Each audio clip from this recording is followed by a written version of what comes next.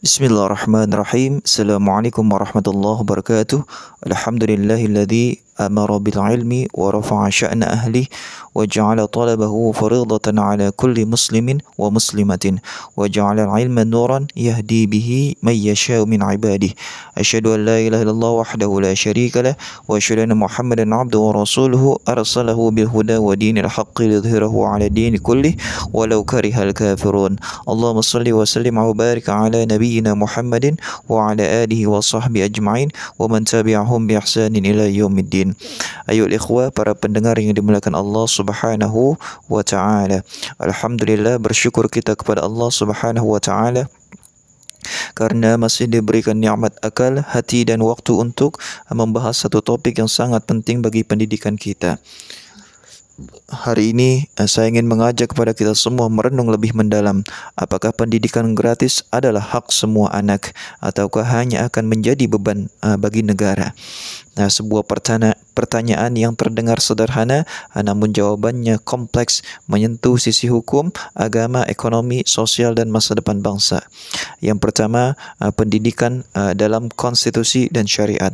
Ayuhal ikhwah, di dalam Undang-Undang Dasar 1945 pasal 31 disebutkan bahwa setiap warga negara berhak mendapatkan pendidikan dan bahwa pemerintah wajib membiayai pendidikan dasar tanpa memungut biaya.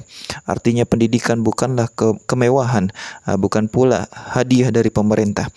Pendidikan adalah hak dasar sama seperti hak atas kehidupan dan kebebasan berpendapat. Di dalam Islam, pendidikan juga bukan sekadar anjuran tapi kewajiban. Rasulullah SAW bersabda, "Thalabul ilmi faridatun ala kulli muslimin." Menuntut ilmu itu wajib atas setiap muslim. Hadis riwayat Ibnu Majah. Bahkan ayat pertama yang turun bukan tentang ibadah, melainkan tentang membaca dan ilmu. Iqra bismi rabbikal ladzi khalaq. Bacalah dengan menyebut nama Tuhanmu yang menciptakanmu. Suratul Alaq ayat pertama. Dengan dasar itu, bagaimana mungkin kita membiarkan anak-anak yang tidak mampu dibiarkan putus sekolah hanya karena tidak sanggup membayar? Bukankah itu melanggar hak sekaligus perintah agama? Tapi bukankah itu membebani negara? Ya, betul. Ayuhal ikhwah, pendidikan memang tidak gratis sepenuhnya. Guru harus digaji, bangunan harus dibangun, alat belajar harus dibeli. Maka biaya itu ditanggung oleh negara dari pajak dan anggaran nasional. Namun mari kita ajukan pertanyaan yang lebih bijak. Apakah membiayai pendidikan itu beban atau investasi jangka panjang? Kalau kita melihat pendidikan sebagai beban, kita hanya melihat biaya jangka pendek. Tapi kalau kita melihatnya sebagai investasi, kita akan melihat hasilnya 10 sampai 20 tahun ke depan. Negara-negara seperti Finlandia, Jerman, bahkan Singapura, semua menjadikan pendidikan sebagai investasi utama. Mereka menggratiskan sekolah, bahkan memberi tunjangan belajar. Hasilnya, mereka menjadi negara maju, produktif dan inovatif. Bahkan Bank Dunia menyatakan bahwa setiap $1 yang diinvestasikan untuk pendidikan dasar akan kembali dalam bentuk $10 pertumbuhan ekonomi dalam jangka panjang. Jadi pendidikan bukanlah beban.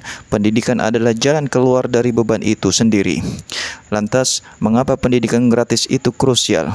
Yang pertama adalah mencegah kemiskinan struktural. Tanpa pendidikan, anak-anak dari keluarga miskin akan mewarisi kemiskinan itu.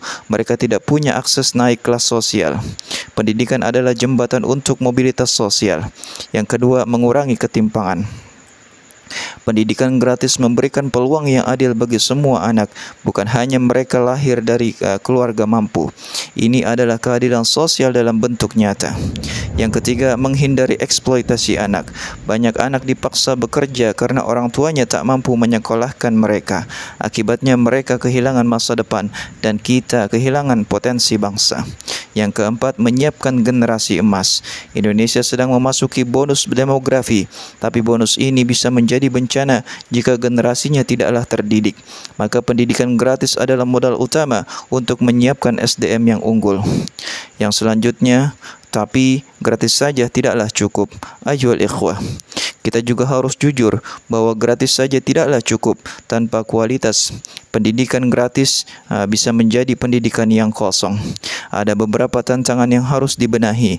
Yang pertama, kualitas guru yang belumlah merata. Yang kedua, fasilitas sekolah yang tertinggal di daerah. Yang ketiga, korupsi dalam anggaran pendidikan. Yang keempat, ketimpangan antara sekolah negeri dan swasta. Yang kelima, pendidikan yang gratis haruslah tetap bermutu, bermoral, dan berorientasi pada karakter. Jangan sampai sekolah hanya jadi tempat numpang lulus tanpa makna. Jadi, kita juga perlu memastikan pendidikan yang relevan dengan kebutuhan zaman. Anak-anak kita harus diajarkan teknologi, etika digital, keterampilan hidup, bahkan empati sosial dan nilai-nilai agama. Yang selanjutnya, bagaimana peran semua pihak. Pendidikan gratis bukan hanya tanggung jawab negara. Kita semua haruslah memiliki andil. Yang pertama, pemerintah haruslah menyiapkan kebijakan dan anggaran yang berpihak pada rakyat. Yang kedua, guru dan sekolah haruslah terus meningkatkan kompetensi dan inovasi. Yang ketiga, orang tua haruslah mendukung anak-anaknya untuk tetap belajar dengan semangat. Yang keempat, masyarakat haruslah peduli terhadap anak-anak yang putus sekolah. Yang kelima, kaum dermawan dan organisasi zakat bisa membantu menutup celah biaya-biaya pendidikan yang belum terjangkau. Di dalam Islam ada konsep wakaf pendidikan yang bisa dimanfaatkan. Bahkan madrasah-madrasah zaman dulu dibangun dengan dana wakaf dan mampu mencetak ilmuwan hebat tanpa pungutan biaya sepeser pun. Sebagai penutup, jadi apakah pendidikan gratis adalah hak semua anak atau menjadi beban negara? Jawabannya, ya, itu hak semua anak, ya, itu tanggung jawab negara. Tapi juga itu adalah investasi umat untuk membangun peradaban. Pendidikan gratis tidak akan membebani bangsa selama kita melihatnya sebagai kunci kemajuan. Sebaliknya, jika kita abaikan pendidikan, barulah kita akan menanggung beban kebodohan, kemiskinan, dan keterbelakangan yang jauh lebih mahal. Marilah kita dukung pendidikan gratis yang bermutu, berkarakter, dan merata. Karena satu anak yang terdidik hari ini bisa menjadi penyelamat bangsa di masa depan. Hadanallahu wa iyyakum ajma'in. Wassalamualaikum warahmatullahi wabarakatuh.